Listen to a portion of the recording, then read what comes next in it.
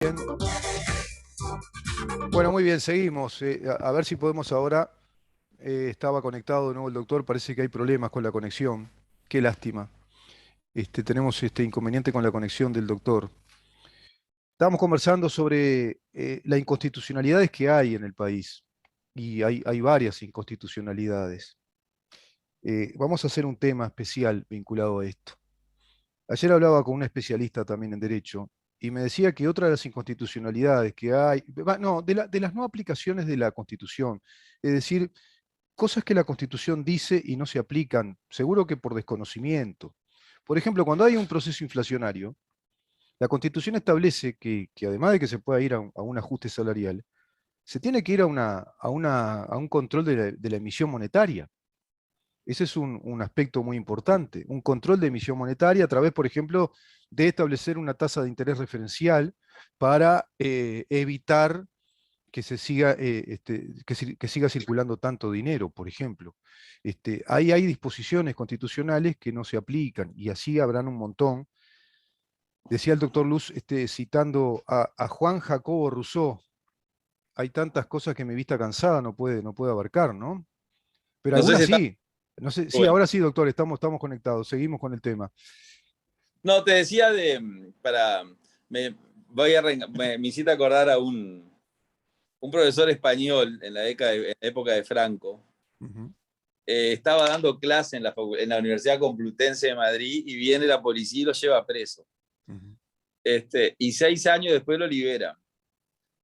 Eh, entonces, ponerle que él cuando estaba dando la clase estaba diciendo, eh, el neoconstitucionalismo viene a ser una corriente y ahí entra la policía. 6 años después lo liberan y vuelve al salón y dice, de pensamiento que estudia las constituciones. Qué brillante, qué brillante. La anécdota es tremenda, ¿no? Fue Sí, algo así, pero menos en el tiempo, el corte. menos en el tiempo, menos drástico, pero muy Sí, sí, buena. sí, No, lo que sí. te gente, que estén prohibidos los juicios en comisión significa que para que una persona, mirá qué notable esto, o sea, Mm. qué sentido esos teóricos del derecho que vivían una época de absolutismo y de autoritarismo y que escribieron en épocas de gobiernos autoritarios, que ellos no vieron esto que dejaron escrito, porque los gobiernos eran autoritarios. Estoy Mm. hablando del año 1800, Claro, claro. pero dejaron la semilla y nosotros la recogimos. ¿Qué es lo que el juicio en comisión? El juicio en comisión significa que para que a ti te juzguen, el juez debe preexistir al delito que tú cometiste. No se puede crear un tribunal para una situación que sucedió si ese tribunal no existía de antes. Perfecto. Entonces, por ejemplo, el Tratado de Roma, que es un tribunal que se crea para juzgar las violaciones de derechos humanos en Mm. la década del 90. En el 98 fue el Estatuto de Roma que crea la Corte Internacional Penal, ¿verdad? Y Esa Uruguay corte va, suscribe en el 2006. exactamente. Bueno, esa corte va a juzgar a todos los violadores de derechos humanos a partir del 98. Claro, exacto, Ah, exacto. no buscaron que sean unas personas, unos indeseables, unos criminales, unos asesinos. Eso, por más que sea así, porque el sistema es ese. Mm. Entonces, la Fiscalía de Lesa Humanidad tiene una doble inconstitucionalidad. Primero, está creada para juzgar crímenes que en el Uruguay no existen. O sea, no es que uno diga qué bueno que no existen o qué lástima que no No, existen. La valoración la dejamos de lado. sí, sí. Vamos a un objetivo, porque la justicia, el Poder Judicial, Hay un principio en el derecho penal que dice nula pena sine leyem, ¿no? Es decir, es, y está el principio de la no retroactividad, de la ley más gravosa también en derecho penal. No claramente, se puede aplicar por certeza jurídica, que es otro principio del derecho, ¿no? exactamente. Ahora, ¿qué es lo que está pasando en estos últimos años? Este, Hay una justicia que yo denomino justicia de transición. La justicia de transición es que la justicia, por más que no le guste a los jueces y a los fiscales, se amolda a los gobiernos. Pero doctor, Eh, ¿no le parece que esta justicia de transición es demasiado aberrante en ciertos aspectos por lo que estamos hablando? Por claro, ejemplo, contravenir estos principios tan claros del derecho, contravenir principios que distorsionan componentes de nuestro Estado de Derecho. están distorsionando al Estado de Derecho. Crear juicios por comisión, como usted dice, crear fiscalía especializada, a mí me recuerda, ¿sabe a qué cosa? A la checa, que era la policía judicial en la Unión Soviética, que se creaban fiscales especiales para determinados delitos que el régimen consideraba Sí, que se tenían que concebir. Y cuando alguien caía en esa fiscalía, salute Garibaldi, sí, ¿no? Porque ahí totalmente, ya uno estaba prácticamente sometido al prejuzgamiento, estaba prácticamente considerado alguien que iba a ser acusado, no estaba considerado un inocente que tenía que probar que, había, que se lo estaba acusando, sino que estaba considerado un culpable. Y en totalmente. estas fiscalías está pasando eso, por eso está sonando mucho el río, ¿no? Fiscalía le tenés que sumar el aspecto formal de la fiscalía al proceso penal. Claro, Date de que en los procesos penales, en el Código Nuevo, eh, a la gente se la procesa sin prueba. Eso lo dice el Código. El Código ni siquiera habla de procesamiento, habla de formalización. Este, entonces, los fiscales tienen, y ahí voy al tema que te preocupaba, una cantidad de competencias con el nuevo proceso que le permite a la gente formalizar la que viene a ser el procesamiento antiguo sin pruebas, en un acuerdo entre las partes. Entonces, claro. todo aquello que plantearon de que la justicia iba a ser pública, oral, etcétera, etcétera, eso fracasó rotundamente. Porque no hay juicios públicos y orales. Los juicios públicos y orales que el código prevé son los que uno ve en la televisión de Estados Unidos. Y eso acá no Claro. se hace. No. Sin el jurado, pero con un juez. Mm. Entonces, acá el 95% de las sentencias se llega a un acuerdo. Los abogados penalistas ya no tienen que estudiar derecho penal. Los abogados penalistas tienen que ser buenos negociadores. Esa es Claro, la realidad. claro, Incluso he hablado con abogados penalistas que le dicen a los clientes, te voy a conseguir un buen acuerdo. claro, Es una claro. la justicia terminó en un acuerdo. Ahora uno dice, bueno, pero si la persona confiesa, macanudo. Si fuera inocente, no confesaría. Bueno, eso es parcialmente cierto. Lo que pasa es que hay una gran cantidad de delitos, rapiñas, hurtos, que son la gran mayoría de los delitos, Mm, la inmensa mayoría de los delitos, mm. en el porcentaje, Sí, en el cual la persona que delinque, que generalmente tiene antecedentes, el abogado le dice, mira, yo te consigo una pena menor a la que te daría un juez, pero tú tenés que confesar este delito. Entonces la persona termina confesando el delito, el caso se cierra, y ahí puede ser que una persona confiese un delito por otra persona que lo cometió, ocultando a un cómplice. Una consecuencia de esto es que si tú cerrás un caso, por ejemplo, vamos a hablar del jugador de fútbol de Peñarol. mm, Es un caso que el jugador, digamos que cometió un error, olvidémonos del caso puntual de él, mm, tuvo un error que cualquiera puede tener. La policía lo detuvo, lo llevaron a la fiscalía lo envió preso mm. sin prueba, porque lo que tenía era un revólver Por y una... portación de arma, ¿no? Una Claro, portación de arma. Mm, pero eso lleva un proceso para probar si el claro. arma... El otro día estaba preso el jugador. Ah, Bueno, estuvo unos meses preso y sale.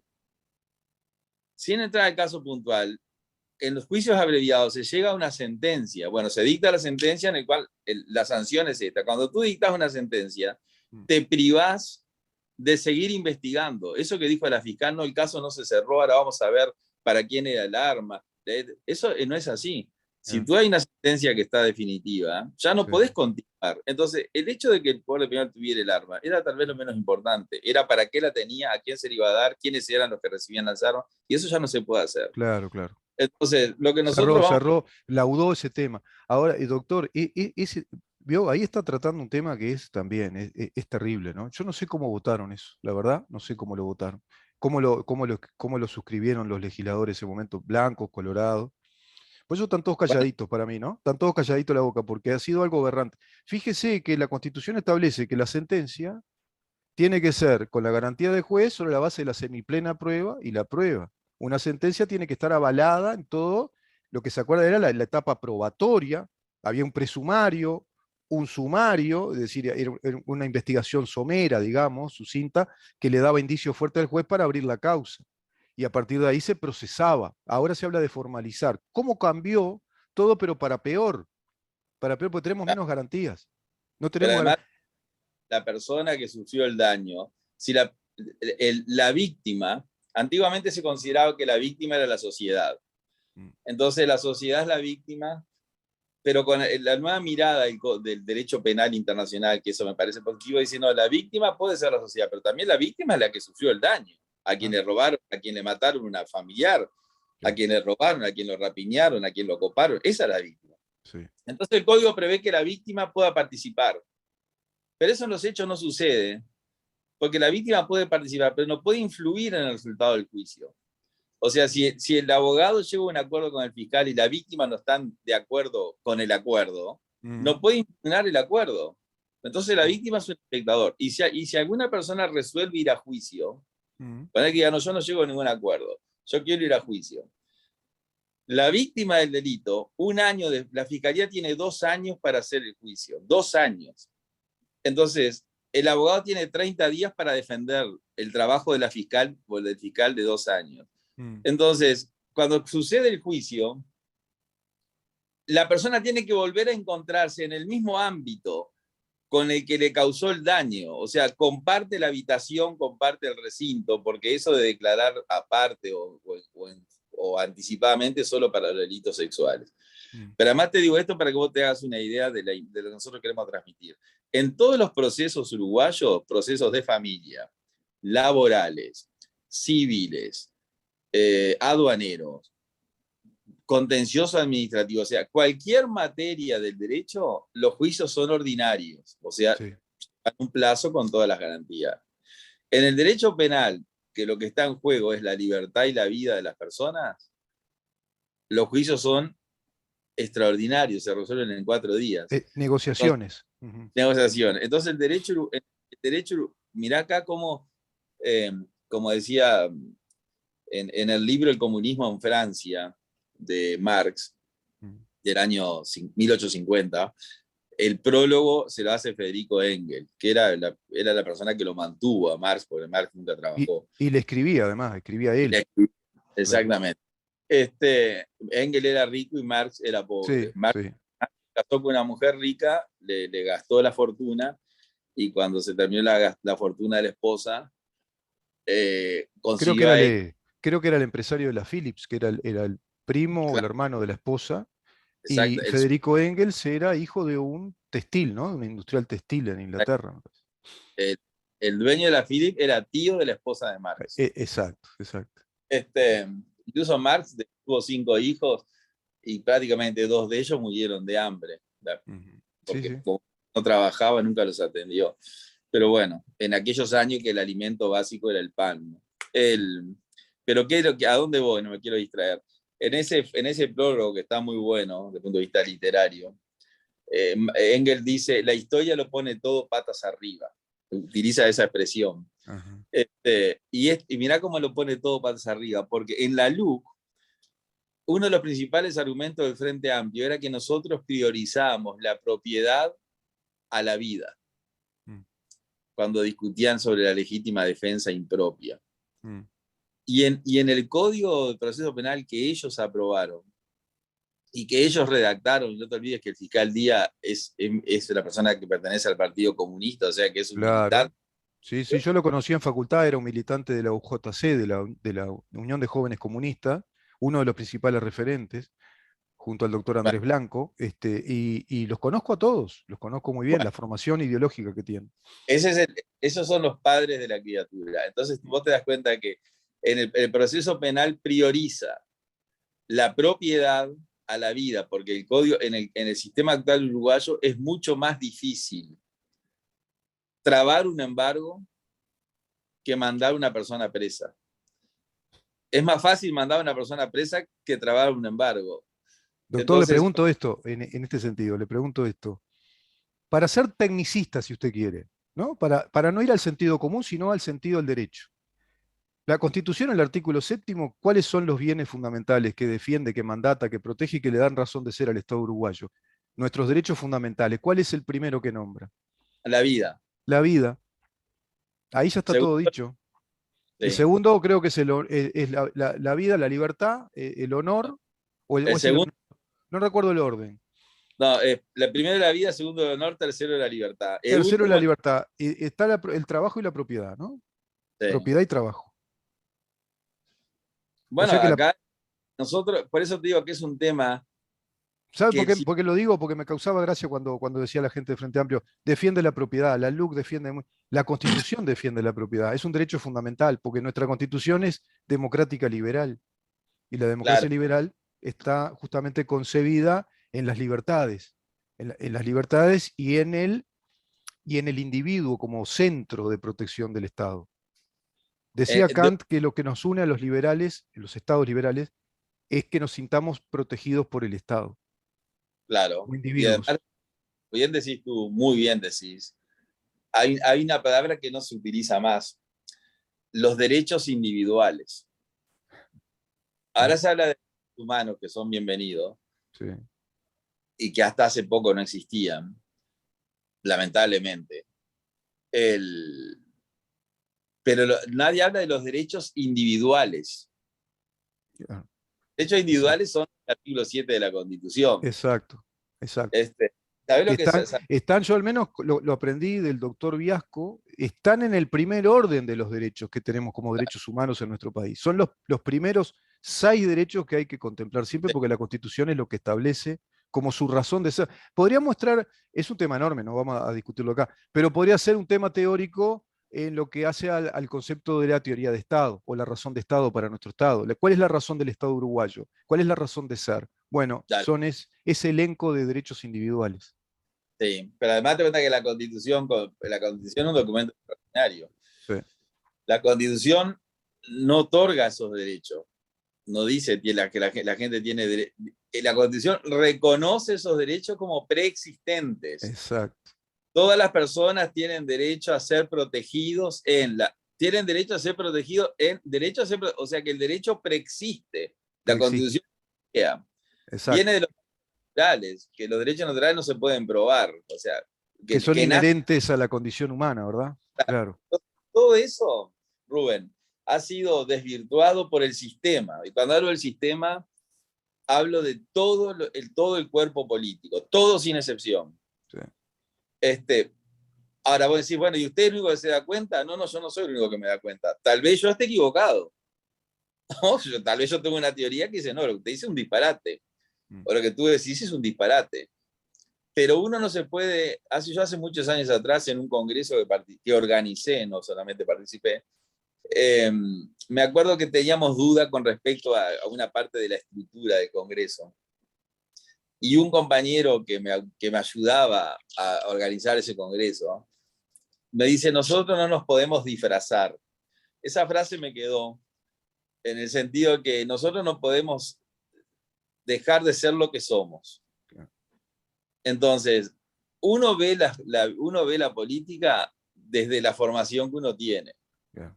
Como decía Freud, un hombre es lo que hacen de él, Ujú, ¿no? sí, El niño es el padre del hombre, decía él. Lo que tú hagas en tu niñez se va a reflejar en su vida adulta. Entonces, la formación que uno tiene, como tú tenés tu formación, de esa formación tú no te podés despojar, porque es lo que tú ves. Entonces, la formación, ponele que tengo yo, que no es mejor que la de nadie, es mi formación. mm, Me hace ver un Estado que no está funcionando de acuerdo a la Constitución. No está funcionando de acuerdo a la Constitución. Entonces, pero todos los partidos políticos, sí, todos los partidos políticos. Yo lo he discutido en el plenario de la Cámara. ujú, La Suprema Corte de Justicia tiene sentencia donde dice textualmente, esta ley es inconstitucional, pero como desde hace muchos años se hace así, mm, hay una aceptación de que esa es la forma de hacerlo. Entonces, no las declara inconstitucional. claro, Yo el otro día, hace unos días atrás, estuve con el presidente de la Suprema Corte de Justicia ujú, y le dije, ustedes son un poder del Estado según la Constitución, son un poder del Estado, sí, claro, pero no son un poder del Estado en los hechos, porque de hecho han renunciado a la única herramienta que a ustedes los hace ser un poder, que es declarar leyes inconstitucionales. En la década del 50, la Corte Suprema de Estados Unidos declaró una cantidad de leyes inconstitucionales, tantas que a ese periodo de la historia se la conoce como el gobierno de los jueces. Exacto, Pero exacto. con esa declaración de inconstitucionalidad de las normas, logró enderezar un gobierno. Y te hago una anécdota para que veas por qué yo le doy tanto valor a este tema. Cuando acá se dio el golpe de Estado en junio del 73, la Corte de Justicia podría haber declarado que ese golpe era inconstitucional. Ujú. Aunque vos decís, bueno, ¿y eso de qué iba a servir? Bueno, hay un ejemplo en un país centroamericano que un presidente empezó a dar un golpe, la Corte lo declaró inconstitucional y el golpe se cayó. Ujú. Bueno, acá nos iba a caer porque la Corte declarara el golpe inconstitucional, pero Ujú. Tenemos un problemita, lástima con iba a la ser una señal. postura del Poder Judicial. Claro. Entonces, ¿tú me escuchás ahí, Rubén? Ahora sí, se fue la señal de imagen, pero le escucho, lo escucho. Seguimos sin señal, o si nos reconectamos, capaz que perdemos algunos minutos. Sí, no, no, siga, doctor, continúe nomás. Si se No, no, escucha, perfecto. te decía, sí, no sé si se cortó la imagen, capaz que la Ahora, vuelve, no sé. ahora Ahí volvió. volvió, ya volvió, ya volvió. Este, por eso te decía que en lo que yo llamo la justicia de transición, entonces que esa corte en su momento, yo no voy a dudar de los ministros de la Doctor, corte, y ahí la Corte hubiera sentado un precedente, ¿no? Hubiera sentado un precedente histórico. que ha dicho, bueno, el golpe de Estado de junio del 73 que dio el presidente Juan María Bordaberry Mm, es inconstitucional. O mm. sea, claramente todos los golpes son incondicionales. El que dio Terra en el 24 ¿Saben también. qué me hace pensar cuando usted explica esto con tanta claridad? En lo que explicaron tantos defensores entre ellos Montesquieu, de la separación de poderes, a la cual los ingleses le llaman el check and balance, es decir, se separa el poder, pero se tienen que controlar los poderes, tiene que haber un control de un poder al otro para que no haya un desborde de poder. Y en ese sentido, una de las potestades que tiene, está le poitis et le puissance, decía, ¿no? Están las potestades y los poderes. La potestad que tiene el poder, en este caso judicial, es la declaración de la inconstitucionalidad. Es una manera de controlar y decir, aquí estamos presentes como poder, ¿eh? Este es un poder del Estado que en defensa de la Constitución, defendiendo la razón de ser del Estado, tenemos en nuestra calidad de jueces que declarar inconstitucional esta ley, esta otra ley, como usted bien lo está explicando. Le hago una pregunta.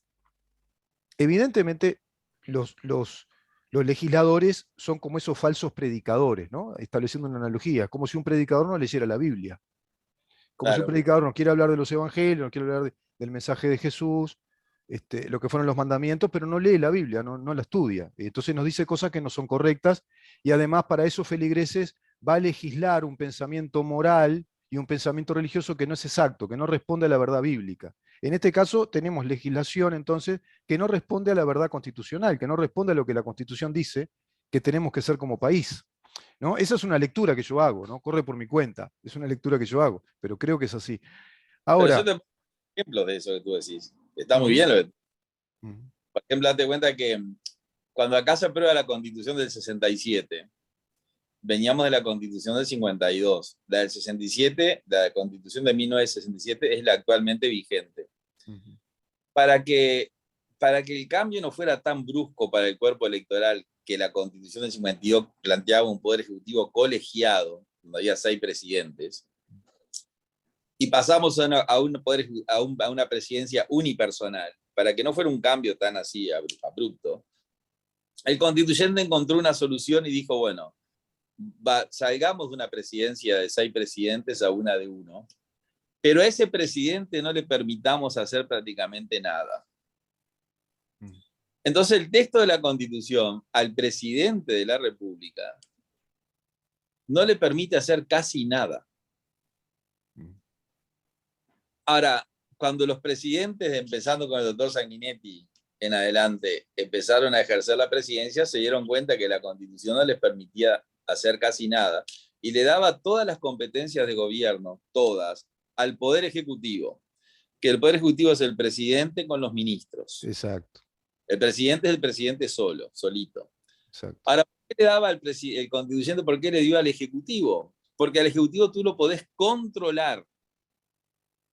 Vos podés traer un ministro a la Cámara, pero no podés traer al presidente a la Claro. Cámara. Vos le podés pedir informes al ministro o a la Dirección de Minería, por ejemplo. ¿Por Sí, qué hay claro. ruta 5 habilitada para UPM sin permiso ambiental, por ejemplo? Entonces, Ujú, él te tiene que contestar. Y si no te contesta, lo traes a la Cámara. ujú. Ahora, al presidente vos no le podés hacer ninguna pregunta porque la Constitución dice, como no puede hacer nada, no le pueden preguntar. Claro, Hay claro, lógica.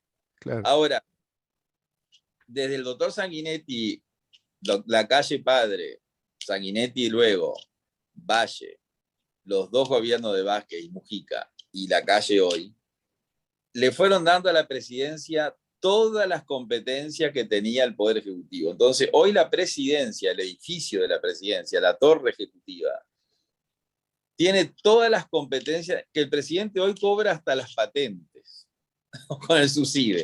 Ujú, Entonces, como el presidente no se lo puede controlar, ujú. la presidencia es incontrolable. Claro, Y vida humana a la cual no se la pueda controlar tiende por naturaleza, aunque no lo piense y no lo quiera hacer, al exceso.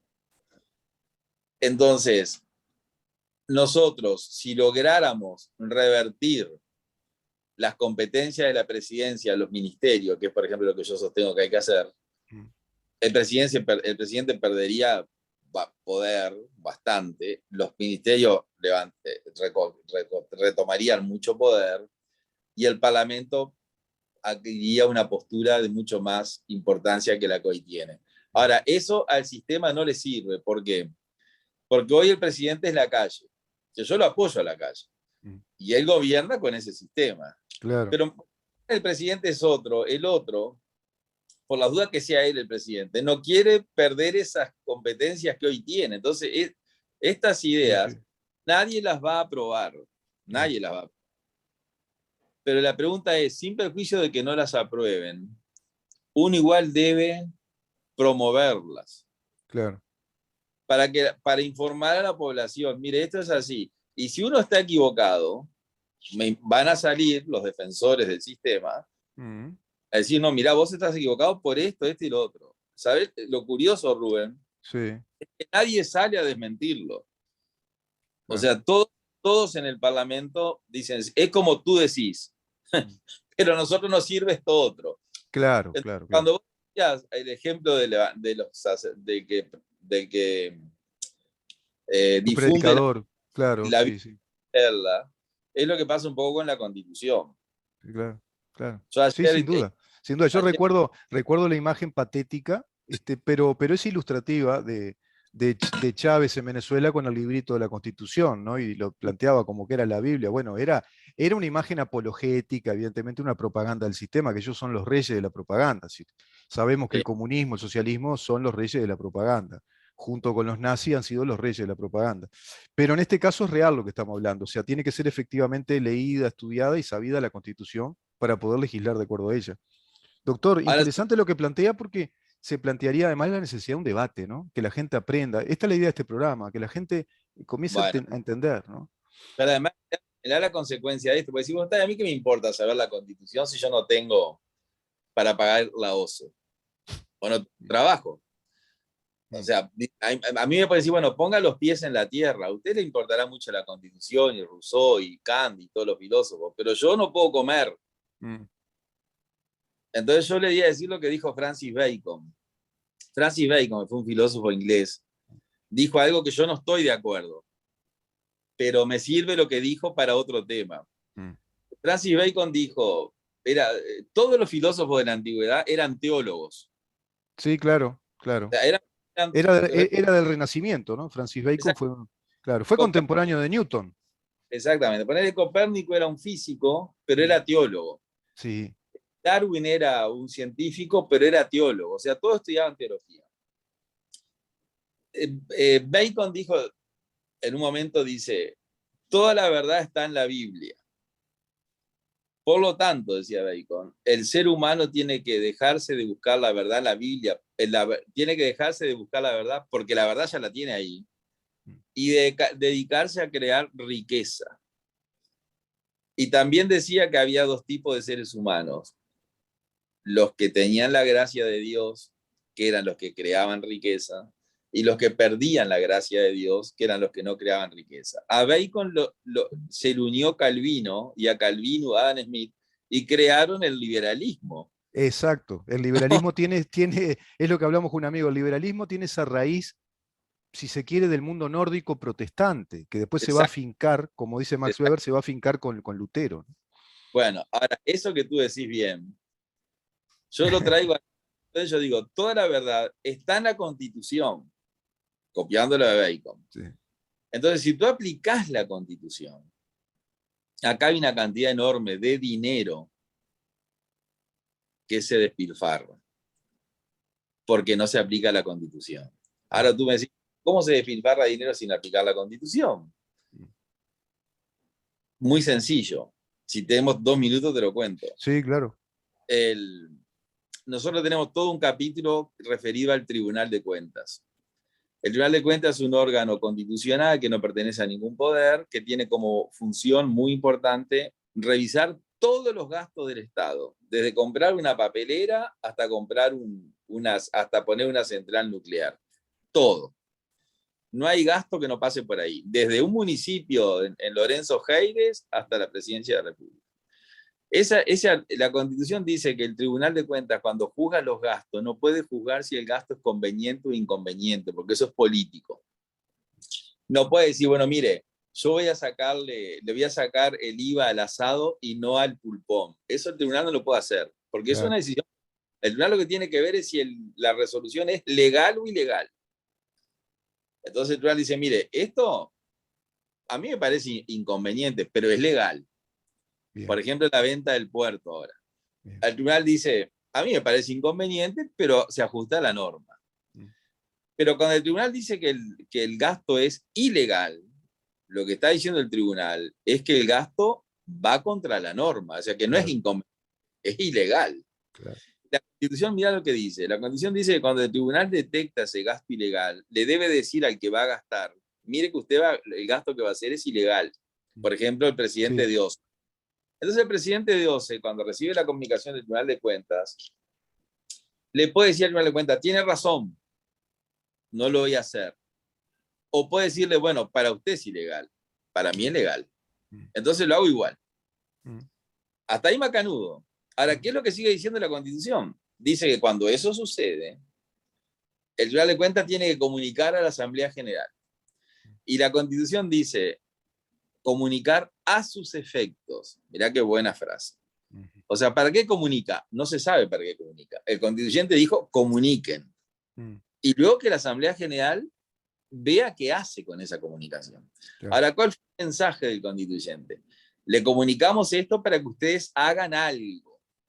Pero como ese exacto. artículo del año 67 y estamos en el 2022, lo dejó así con esa fórmula vaga, Mm, media indefinida a los efectos. mm, Entonces, ¿qué es lo que debe hacer la Asamblea General que yo integro y que no hace? mm. Llamar al presidente de OCE y decirle, mire, acá el Tribunal de Cuentas dice que los 20, 30, 40 millones que usted va a gastar no es que sean convenientes o inconvenientes, es ilegal. Entonces queremos que nos explique por qué lo va a hacer. Ujú. Entonces el presidente de OCE, que al Tribunal de Cuentas no le llevó el apunte, a la Asamblea sí le tiene que contestar. Claro. Entonces ahí hay un control del gasto. Bueno, si tú traes, para que te hagas una idea, en el último gobierno de Vázquez, Mm, en el último año del presidente Vázquez, el Tribunal de Cuentas observó 94.000 gastos ilegales. claro. Y en el primer año del presidente Lacalle, 62.000. Es decir, Lacalle bajó enormemente los gastos ilegales, pero aún así había 62.000. Sí, Ahora, esos 62.000 gastos ilegales, tú no lo haces. claro. El dinero que ibas a gastar, no lo gastás. Exacto, exacto. Y ese dinero digamos, lo reencauzás para hacer la obra ajustado a la norma, Mm, o lo usás para otra cosa. ¿Y para qué lo usás? Para volcarlo en el área productiva del Uruguay y hacer que esa persona que no puede pagar la OCE la pague no porque el gobierno le dé un bono, sino porque esa persona tenga trabajo. Claro. Entonces yo cuando digo, el lema nuestro debería ser ajustar la administración a la Constitución, hacer lo que dijo Francis Bacon, toda la verdad está acá. Luego, con pasos de paloma, como decía Nietzsche decía, los cambios importantes son precedidos por pasos de paloma, no por sonidos de trompeta. Entonces, si vos haces así a largo plazo, porque todo es a largo plazo, una pareja se consolida a largo plazo, una persona crece a largo plazo, un programa de radio adquiere prestigio como el tuyo a largo plazo, después que se escucha 3, 4, 5, 6, mirá, papá, y bajo. Entonces, nosotros a largo plazo, que no es tan largo, yo siempre lo pongo como una generación, 15 años, las cosas se pueden revertir. Mientras los 15 años transcurren, hay que ayudar a la gente que no puede. No la puede. Exacto. El sistema, en mi concepto, eso no lo va a permitir, porque al sistema le sirve esto otro. Doctor, ¿le parece seguir conversando? Este tema es enorme, ¿no? Para mí es mi inquietud. Es mi inquietud y creo que la de muchos de los que nos siguen. La inquietud que tengo es que este sistema político no sigue los preceptos constitucionales. Y usted lo está explicando muy bien. Queda en el tintero la pregunta de si esa reforma del Código de Proceso Penal, que es una de esas grandes reformas que el país precisa para mí, necesita mayorías especiales. Seguramente No, es así, ¿no? ya te canté, no. Mayoría simple. ¿Mayoría simple? Ah, bueno, Sí. entonces, con más razón hay que estar atentos a si hay voluntad política o no, para que sea Claro. con más razón. Doctor, muchísimas gracias por estar con nosotros. Y lo convoco en la próxima, si es posible la semana que viene cuando usted pueda, y seguimos conversando este tema. Me parece muy importante para la población, para la ciudadanía, ¿no? Cuando a ti te parezca y tengas espacio, con mucho gusto. Gracias, doctor. Que pase muy bien. Buena jornada. El doctor Eduardo Luz conversando con nosotros, diputado por Cabildo Abierto, además profesor de Derecho Constitucional, abogado, por supuesto.